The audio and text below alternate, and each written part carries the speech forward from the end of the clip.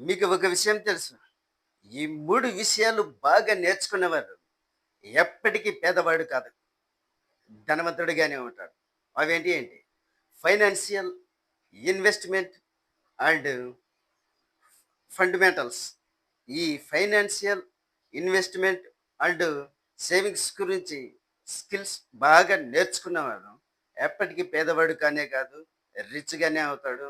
ఎందుకంటే ఈ 3 నేర్చుకోవడం ద్వారా ఈ మంచి ఇన్కమ్ సంపాదించేటటువంటి ఆ థాట్ ఆలోచన అనేది వస్తుంది కాబట్టి ఎప్పటికీ మాత్రము ఈ 3 విషయాలే కాకుండా ఇంకా కొత్త కొత్త విషయాలు అంటే స్కిల్‌కి సంబంధించిన విషయాలు నేర్చుకోండి. ఆ స్కిల్సే మీకు డబ్బును సంపాదించి పెడుతుంది.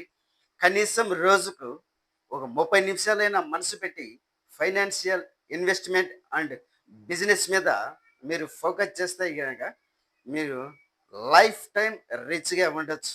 డబ్బు మీకోసం పని చేయాలే కానీ, డబ్బు కోసం మీరు పని చేయకూడదు అని నా ఆశ.